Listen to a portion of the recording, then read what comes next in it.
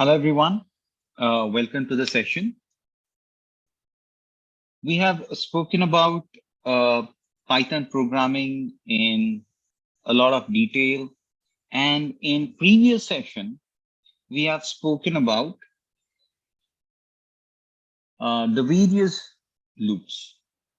We spoke about the conditional statements, if else, if statements. And then we have looked at nested statements, nested if statements. Now, after the conditional statements, we are moving on to talk about another important concept in Python, which is called as loops.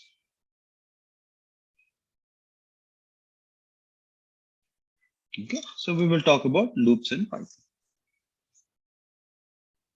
We use loops because if we want to repeat certain set of instructions, you cannot, you don't want to write the piece of code again and again. Instead, you'll write a loop with a few lines of code, with limited lines of code, and it will run the, loop multiple times. As opposed to writing the lines of code multiple times, you do that. So you have loops.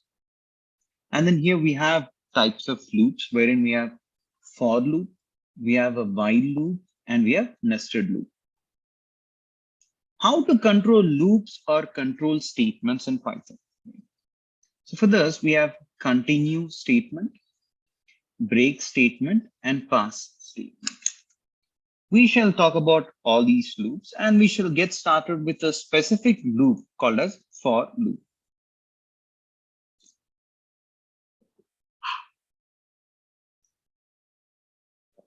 I'm just sipping some green tea to exercise my throat, to warm up my throat rather. Okay. So we are here in the for loop. To use for loop, we use a specific keyword called as for keyword with a variable, and it will have a range, or with predefined data types such as set, tuple, list, dictionary, string, etc. And the loop ends with a colon. When you put a colon and when you click on enter, the next line will have indentation. Indentation means that additional space. It's not a single space, it is 4 spaces. Okay, so let's run this. Here we have a for loop, right? Examples of a for loop. What are we doing here is creating 4 elements or values, which are nothing but string elements. In single quotes, you're putting those string elements. Using the assignment operator, we are assigning it to a variable called snacks. And then once we have this, we're going to write a for loop. For snack in snacks, that means for each and every snack in this snacks, what do you want to print? The current snack is the snack. Okay. And then what it will do is whatever is written in this print current snack would get printed. And the first snack is pizza that gets printed. Again, it will go to the for loop. For snack in snacks, it will go to the second element now. It would print current snack is the second snack, which is burger. Then again, it will go back to the for loop. For snack in snacks,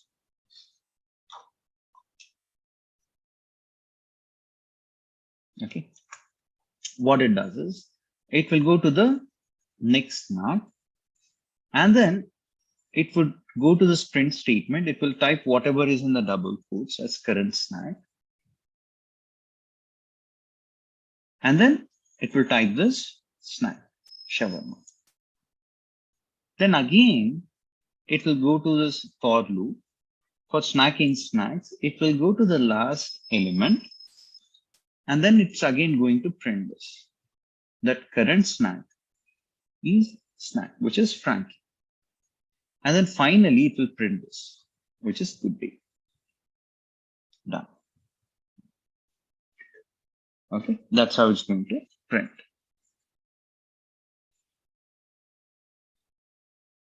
So you have all the values which are printed. Next. When you say range of 0,5, or let's do this once again. If I say instead of snack, if I put I, and if I were to run this, what will happen? Oh, it's throwing an error. So you certainly need to mention snack. Or you need to say for I, and here you need to change this to I. Run it. So whatever you mention here is up to you. Whatever alphabet you like or whatever word you like, you can give that word over there, and it is going to refer to each and every element, and it's going to print out that element onto the screen. Okay. Next, range of 0,5.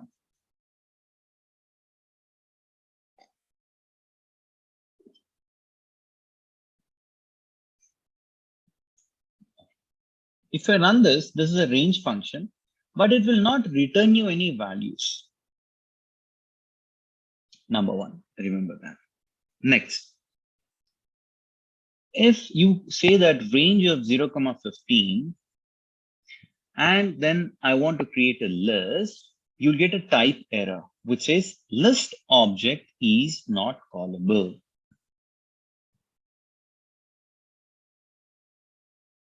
If I were to run this, okay, and if I were to say A, it would now give you the range of elements.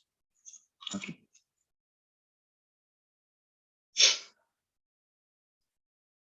So if you observe carefully, if you just type the range, it would not do anything. It will not give you any output at all. It will just throw whatever is written onto the screen. Then for this part, when you run range of 0 to 15, you know for a fact that the last value is ignored. Okay, last value is ignored. Then there is one thing that just got missed out. Just give me a moment while I try to pull up that. Okay, just a quick moment, friends. I just want to show you a specific error, and I want to talk more about that. And then I want to tell you why that error occurred and how you can possibly get rid of that. So you have to allow me a quick minute while I try to pull up a specific document and explain you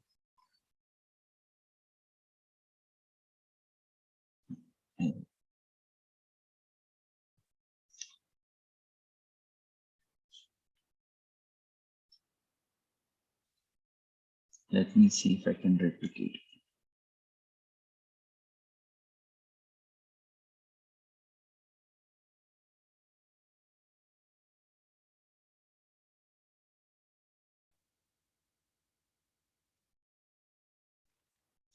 Okay. So with respect to that error, I will have to replicate it. So you can be rest assured that tomorrow I would replicate that error and show it to you. Okay, just bear until then. Bear with me until then. Okay. I can do one more thing. I can quickly try to say that. Just give me one moment. I'm trying to see if I can replicate the specific error and then explain you about that error. If it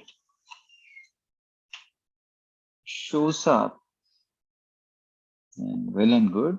If it doesn't allow me to replicate, then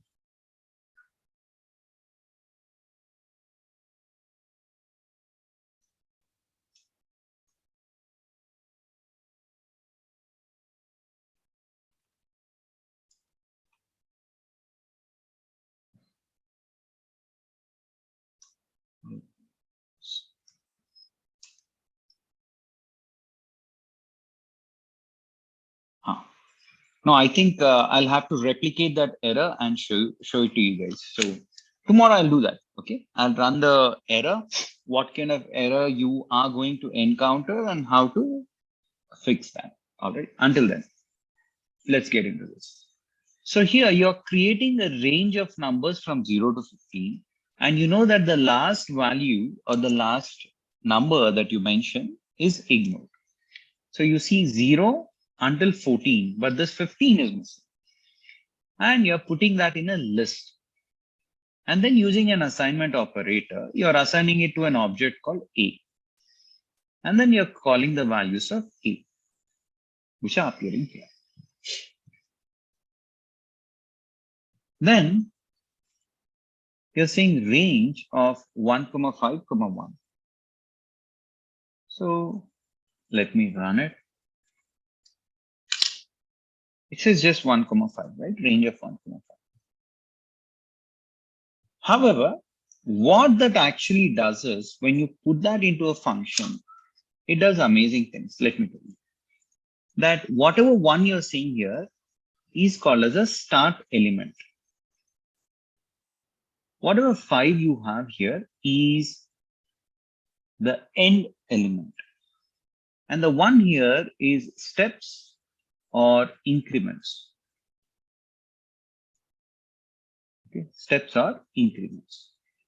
That means you have 1. If you increment it by 1, you get 2. If you have 2 and if you increment it by 1, you get 3.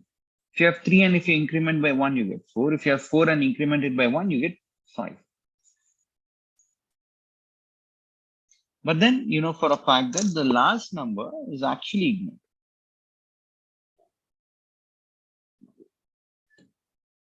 So what are we doing here? We are writing a for loop.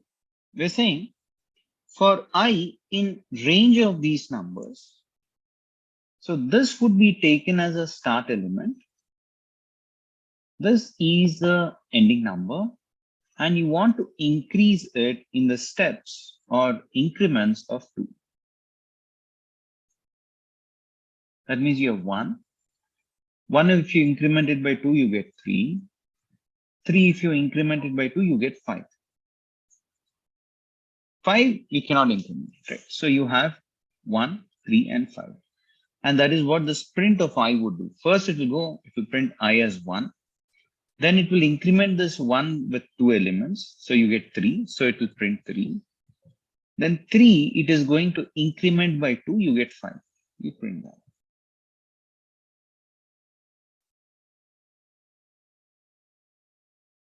So let me run it here.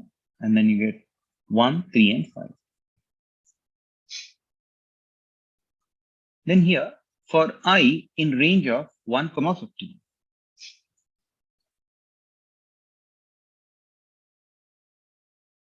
So what is happening here is you will get values in the range of 1 to 15. And if you do not give any step like this, 2 or 1, etc., if you do not give, by default, it will take 1 as the input.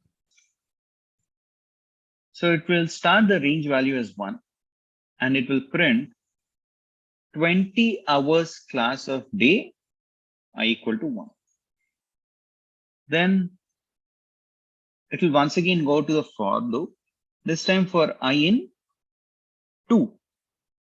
If no increment is given or no step is mentioned, it will take 1. So 2. So now it will print 20 hours class of day 2. Again, it will go to the for loop. For I in range of, move to the next value 3. Then say 20 hours class of day 3.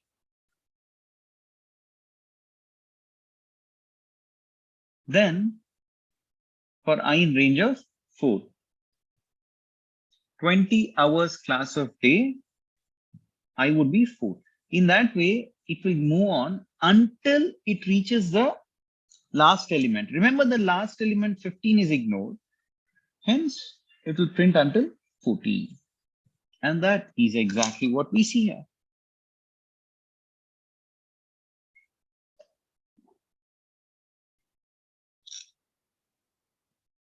Okay, next. How do I just print even numbers? Return the even numbers without applying any condition on it. So what you're doing here is, for I in range of 0 to 15, so 0 becomes your start, 15 becomes your end, and you want to increment in elements of 2. So 0, if you increment that by 2, you get 2. If you increment 2 by 2, you get 4. If you increment 4 by 2, you get 6, so on and so forth.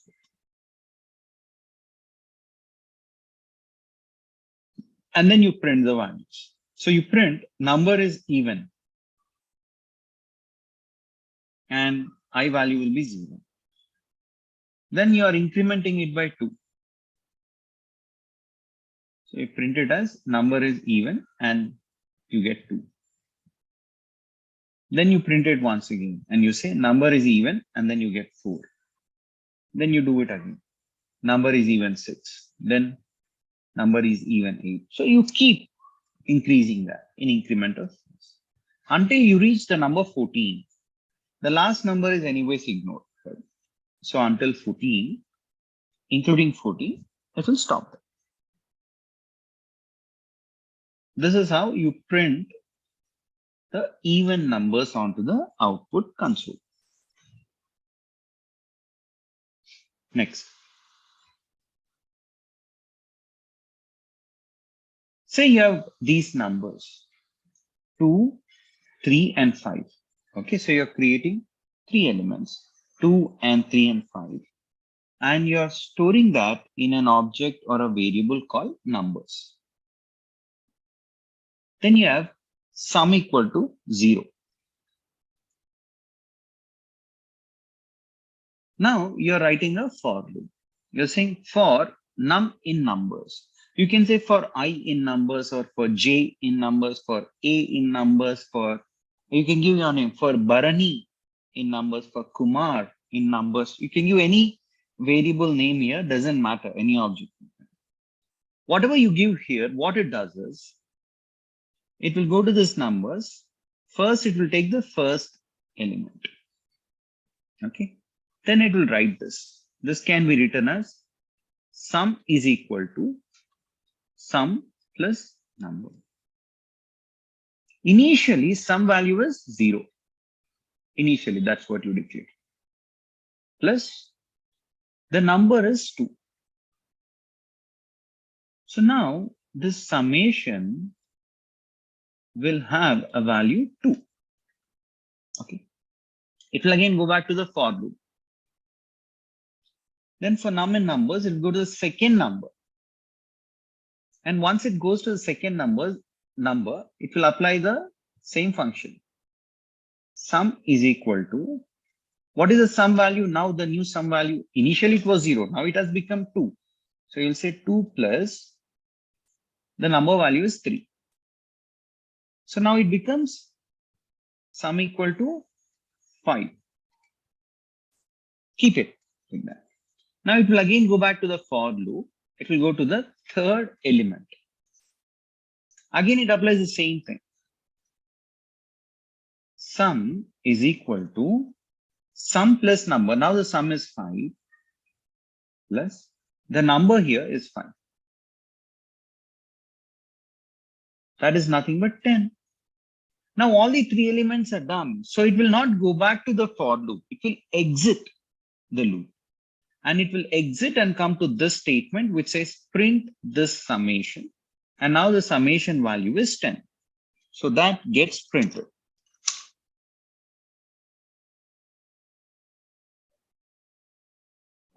So that value is getting printed now.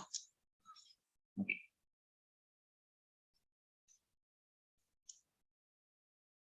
Next, you are defining elements. Remember, if you have square brackets, it is called as list.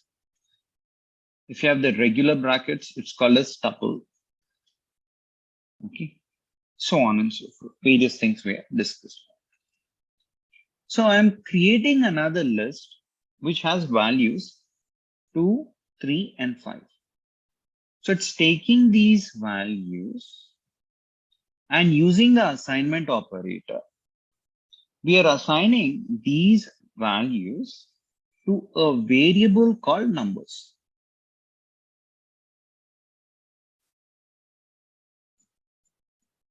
Okay, so you're assigning it to a variable called numbers.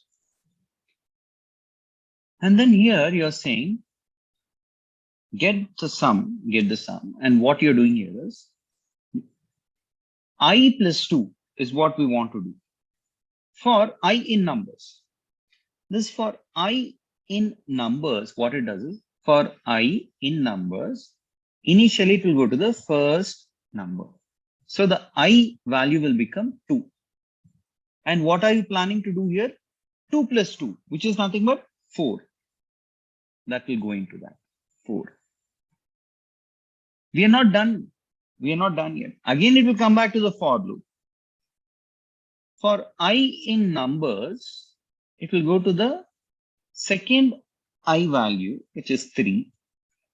And then it will do 3 plus 2, I plus 2, 3 plus 2, which is 5. So you put 5, comma. You again, for I in numbers, so you go to the third value, which is 5. Okay. And then 5 plus 2 is nothing but 7. So you get 7. Now the loop is finished because all the numbers are traversed. So that is finished. The loop is finished. And all these values go and sit in this get sum. Now when you say print this get sum, it is showing you the values 4, 5, and 7.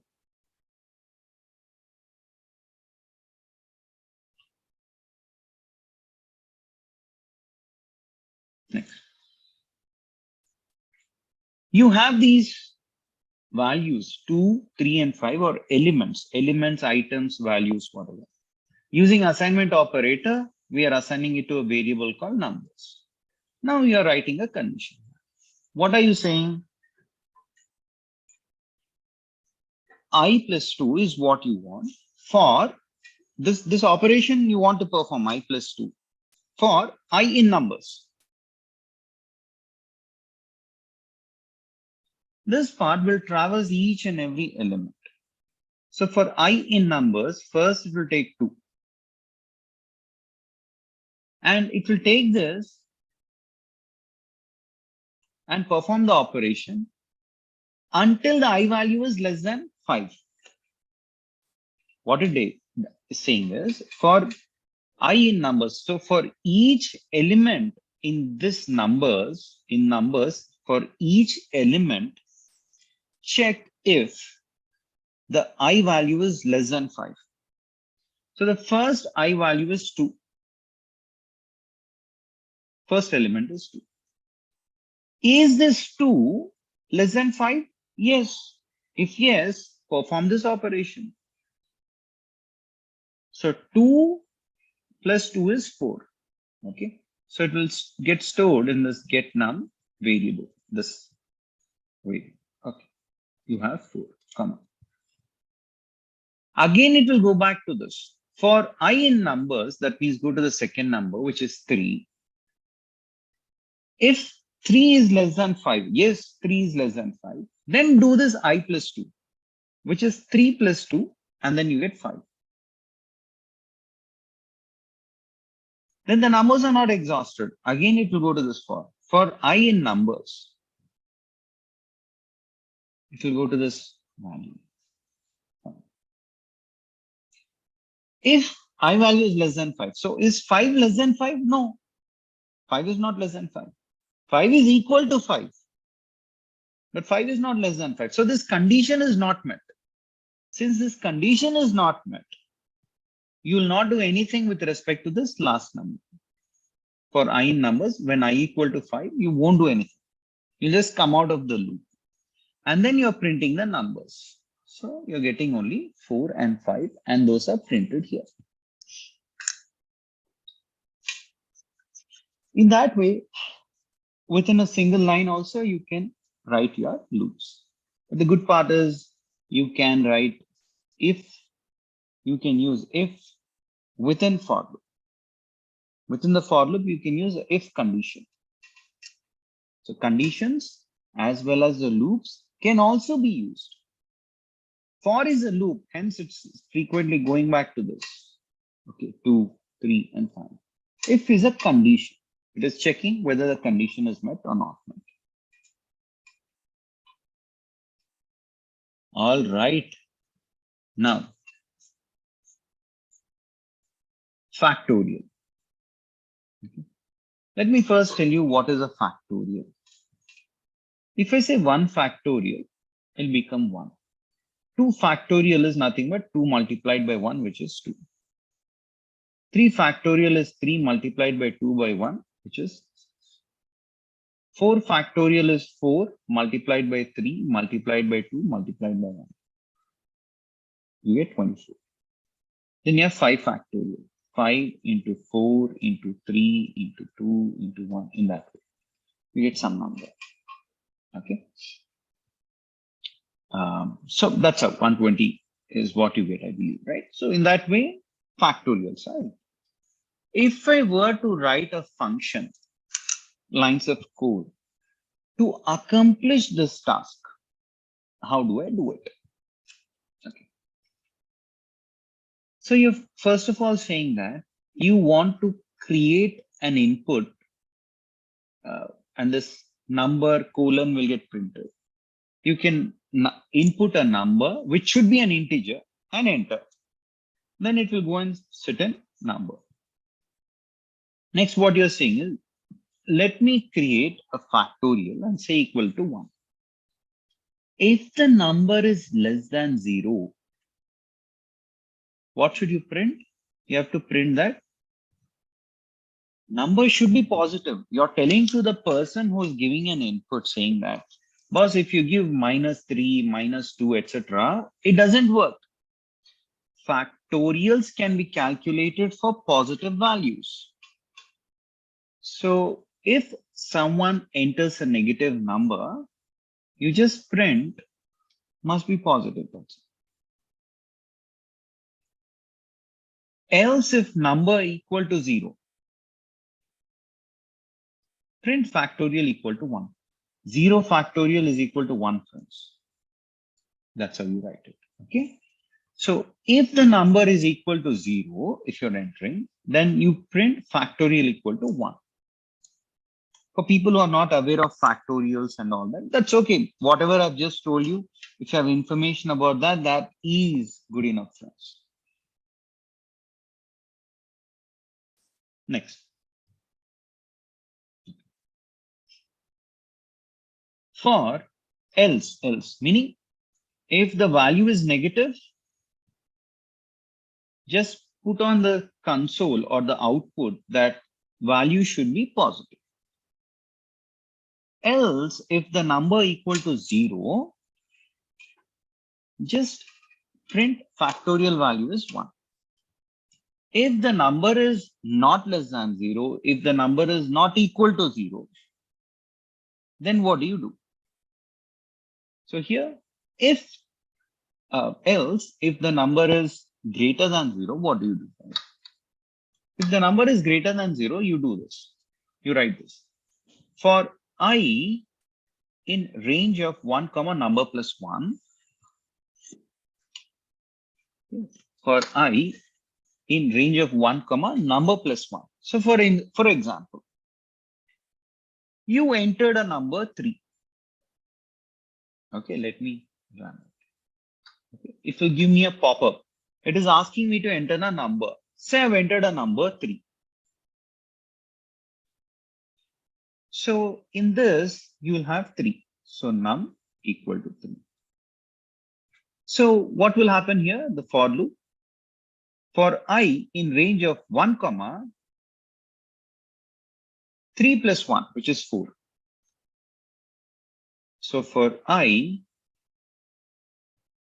in range of 1 comma 3, you put a colon, and then you're writing that for loop. What should that for loop do? Factorial equal to factorial into 1. Okay. What is the initial factorial number you have given? 1. So what happens is range of 1 comma 3. Sorry, 3 plus 1 is 4. My bad. Okay. If you give a number 3, number plus 1 will be 4. So for I in range of 1 comma 4, you're saying factorial equal to factorial into 1. So you're writing it as factorial equal to factorial value initially you defined as 1. So it'll be 1 into this I will take what all values? First I value, or let me put this first.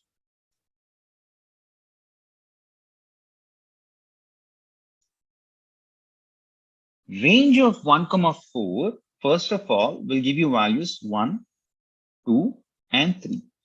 The last number is ignored. This is point number 1 to be noted.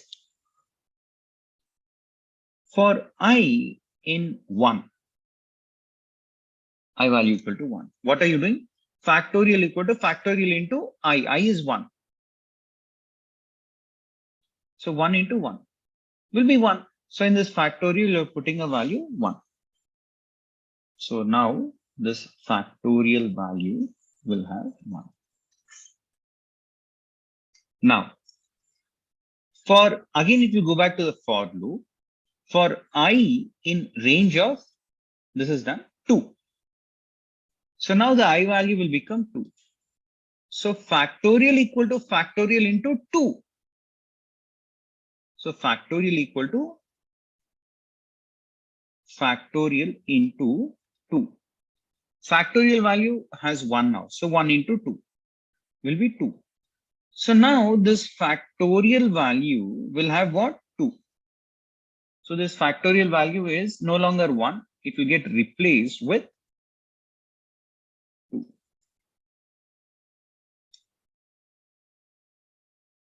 Okay. So this is factorial equal to factorial into I. That's what is written here. This part. Okay. Now again it will go back to the for loop for I in range of, now it will go to this third element for I in 3. So now the I value is 3. So factorial equal to factorial into I. Now the factorial value is 2. So you say 2 multiplied by I value is now 3. I becomes 3 now. So you get 6. So the new factorial value will become 6. And if you want to print this factorial, I mean, if you're giving a positive number 3. Is 3 less than 0? No. Is 3 equal to 0? No. So if both the conditions are not met, it will go to the third condition and it will go to the for loop. It will execute the way I've explained and then it will print out the results. So let me click on enter. And you have factorial equivalent to 6. So you have factorial equal to, this part gets printed as is, equal to the factorial value, which is 6. That's it.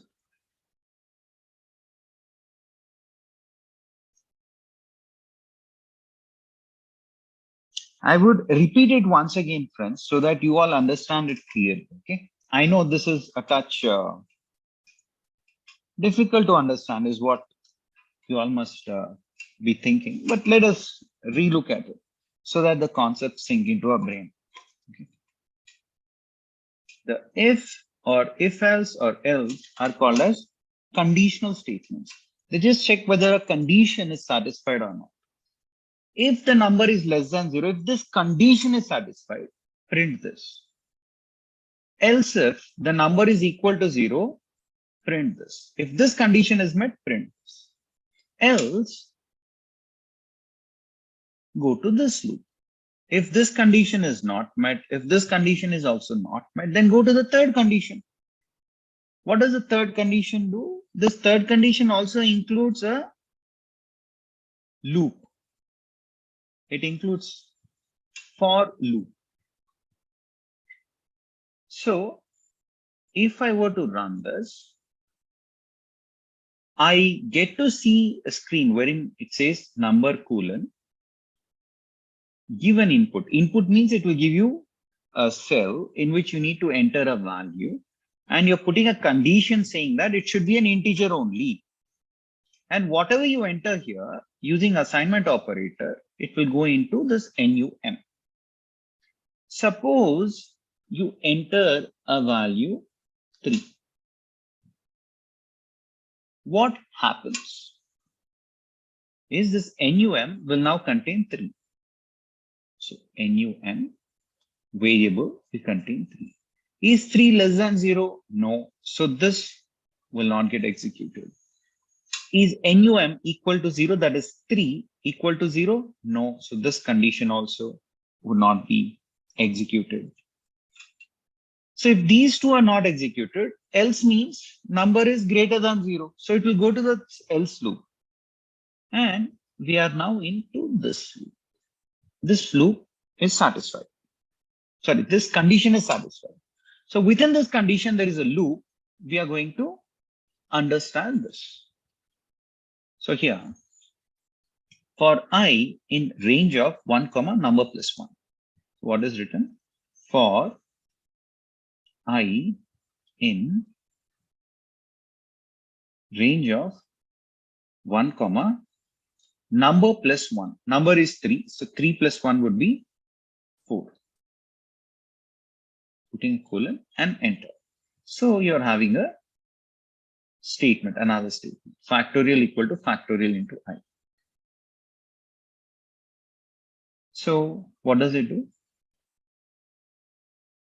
Factorial equal to factorial into I. Okay. So for I in range of these numbers, here what happens is 1 to 4, right? So it will give you this range of 1 to 4.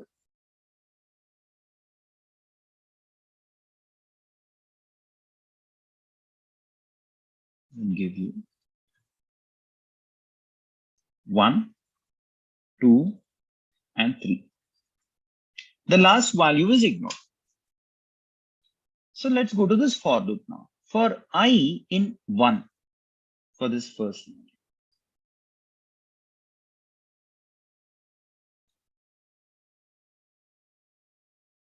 The for loop started now. For I in 1, what happens? Factorial equal to factorial into I.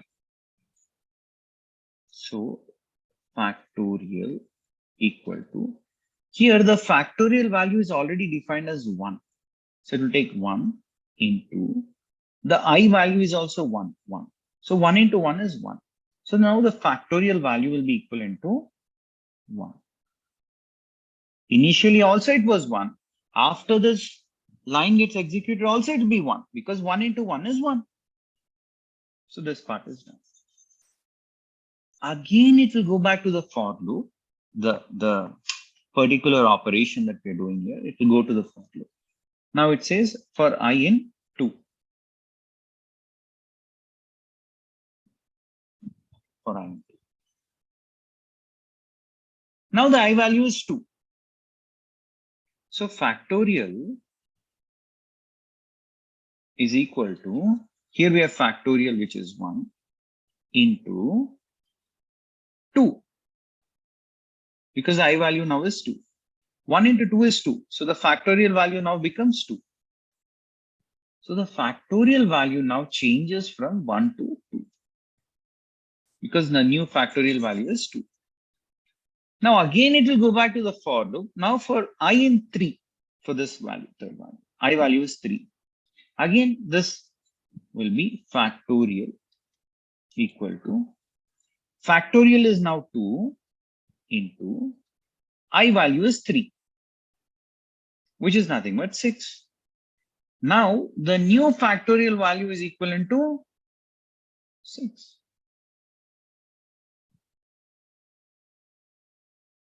New factorial value is equivalent to 6 now. Again, if it goes back to the for loop for I in, it understands that, okay, I exhausted this. 1, 2, 3. This is complete. So it will come out of the loop. It will come out of this specific loop and it will go to the next line which says print the factorial value onto the screen. And it says this, whatever you have here, factorial equal to and that space that appears. And what do you want to print after that? The factorial value. And now the factorial value is 6. So it's giving you 6 there. All right, friends. So this is how the nested for loop works. And this for loop is inside a conditional statement. Inside the conditional statement called else, you have this for loop. Yeah. Hopefully it is clear for you all. If it is not clear, what I would recommend is just type this again at your end and try to rerun the code. And remember just one thing, friends. Python is something or anything, any programming language or any spoken language, German, Italian, French, etc., is not learned overnight.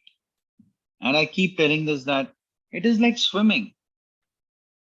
No matter how many videos you watch, no matter how many books you read on swimming, you can go to YouTube, you say best videos to watch to learn swimming. You can watch all of that. Read all the books possible. But ultimately what happens is, if you jump into water, you will drown, you will die. The best way to learn swimming is get into the water and then practice. Swimming is Python programming is also like that. If you want to learn, you need to practice. That is the only way out. Okay, next. Say your names like this. Rishu, Ayush, Ram, Shubh. You have 4 names. These are nothing but 4 elements. You and I know that these are names of people, but for your computer, for your Python, these are just elements or items. And these are string items because they are put in double quotes, single quotes, double quotes, triple double quotes, all those could give you string values. And using the assignment operator,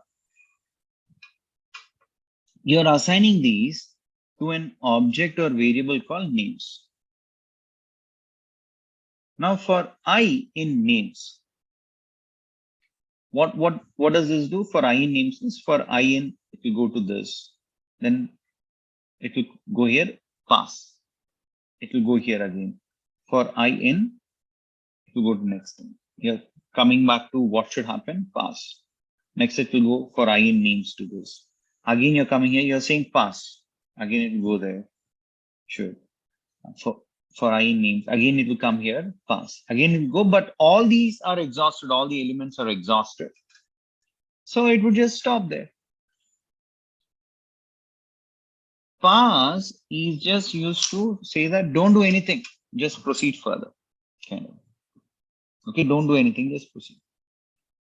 Certain times, you might not want to do anything. With respect to certain operations, maybe you don't want to do anything, so you just say pass and to get passed.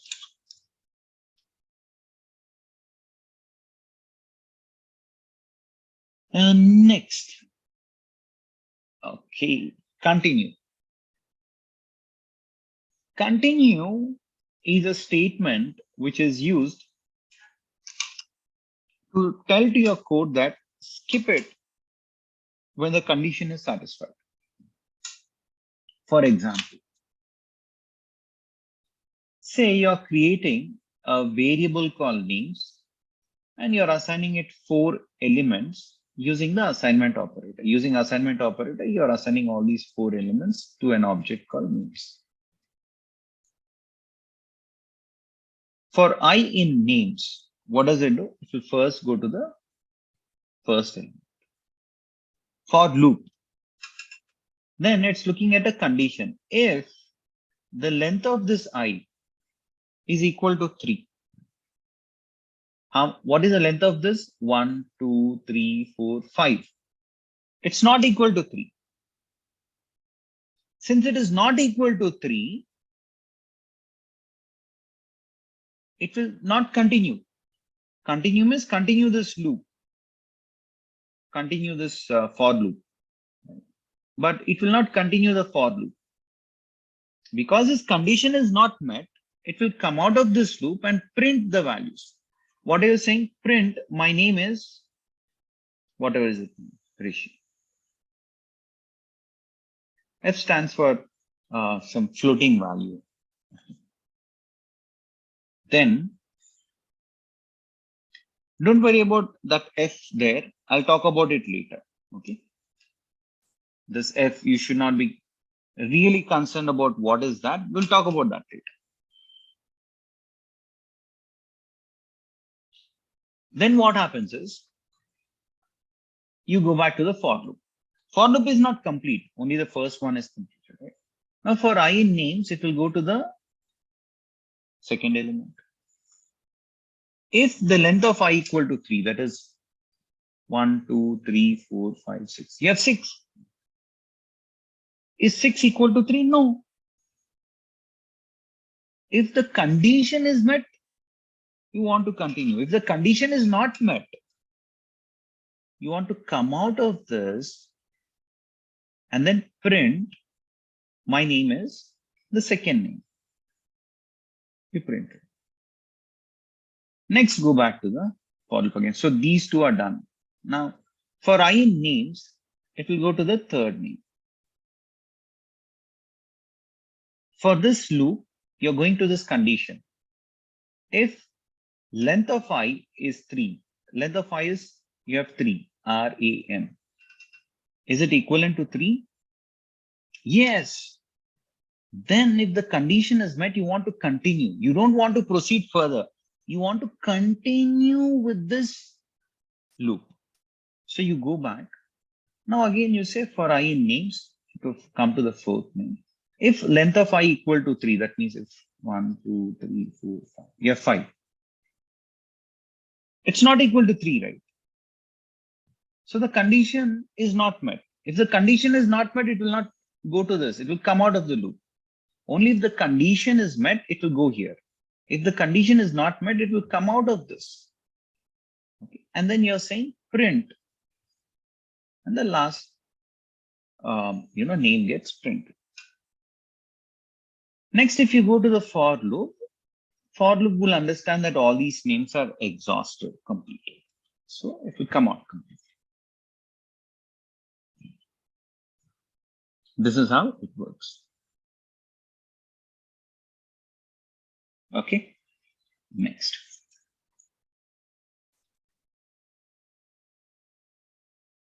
We'll get into a zone to understand something called as break. Pass means just don't do anything. If a condition is met, just pass. Pass means move on. Continue means if a condition is met, it will not come out of this loop. It will continue the loop. That is what it does. Now, what does break do? Break will get out of the loop when condition is met.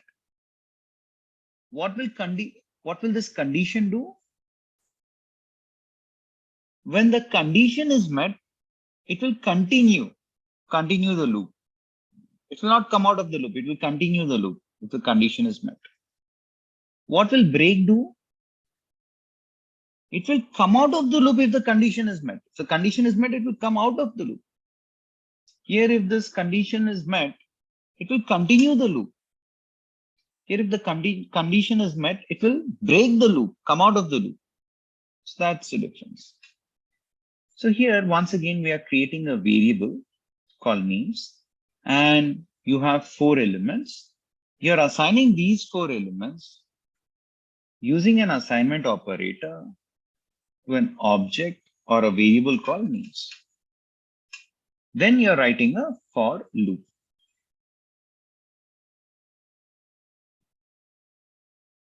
For I in names, then it will go to all these 4 names, right?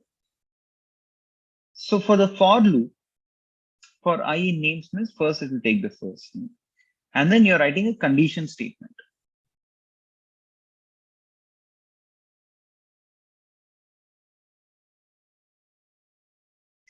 If length of 5, that is 1, 2, 3, 4, 5.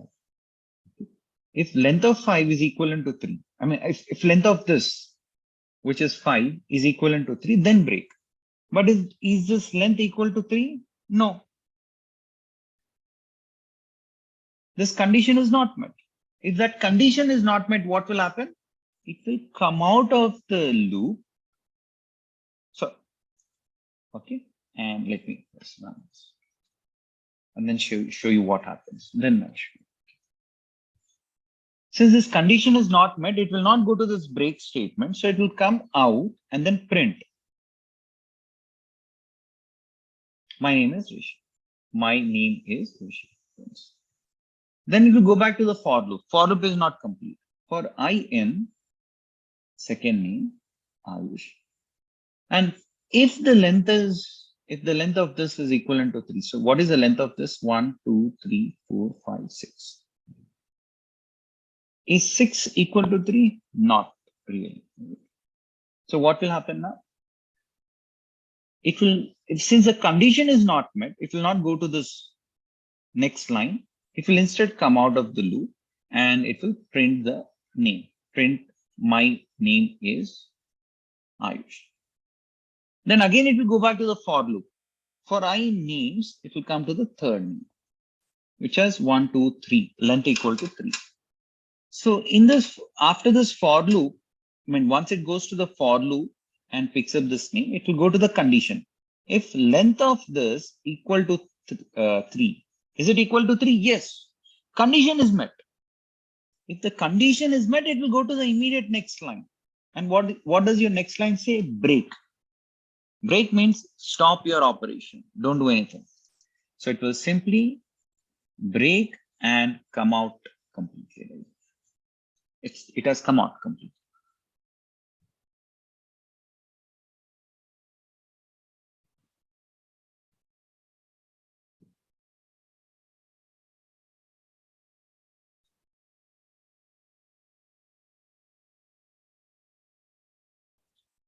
Okay. Next. We'll run this also, and then probably we can stop because we are anyways approaching the end of session. So here, once again, what we are doing is we have a loop called as for loop. For I in range of 1 to 10. So what does this range of 1 to 10 do is it will have all these numbers 1, 2, 3, 4, 5, 6, 7, 8, 9. And this last number is ignored. So for I in 1, if you go to the first number, and then you have a conditional statement here. What is a condition? If I equal to 5, then break. Otherwise, print the value. So is the 1 equal to 5? No. So it will print the value. Done it and show you.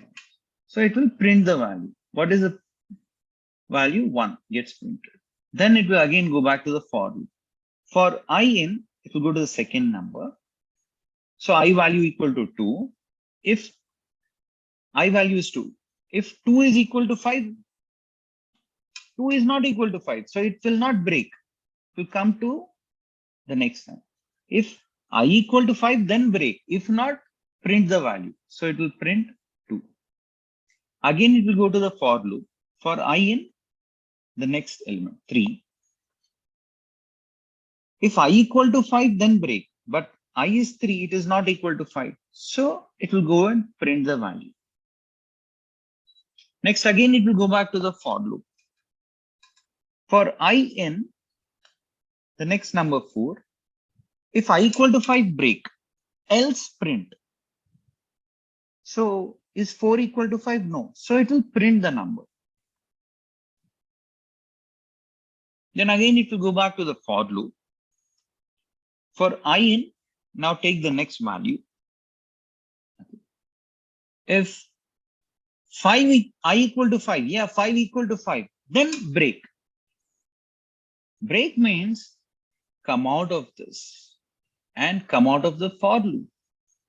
If you come out of the for loop, then you have only one print statement, which is print of done. And then you're printing it here. Done. Nothing else.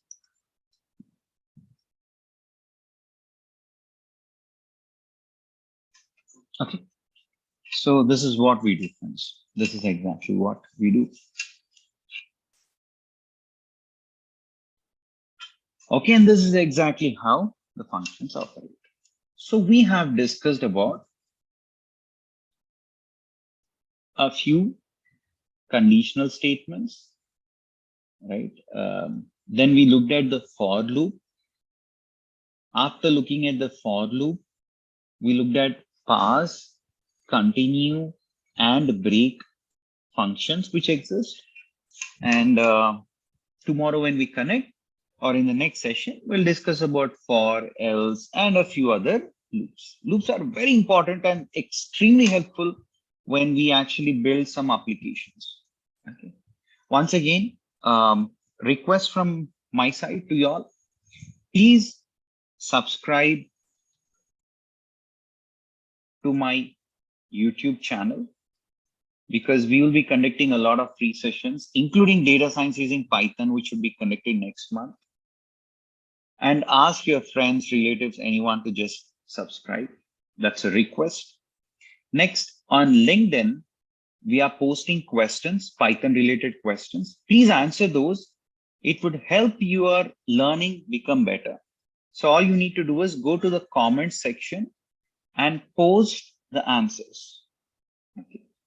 Then you please follow our page, follow our LinkedIn page, ask your friends, relatives, your well-wishers to follow, whoever you feel might get benefited.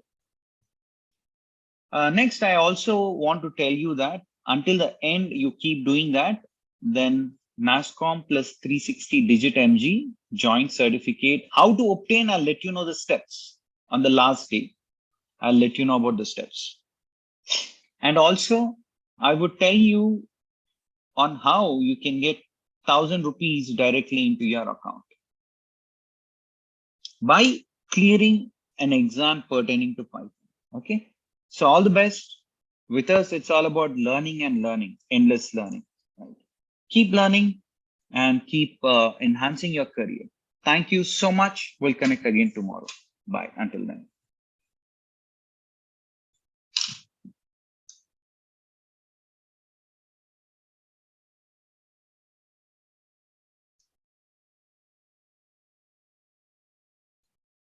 I think we'll have to stop this YouTube once again.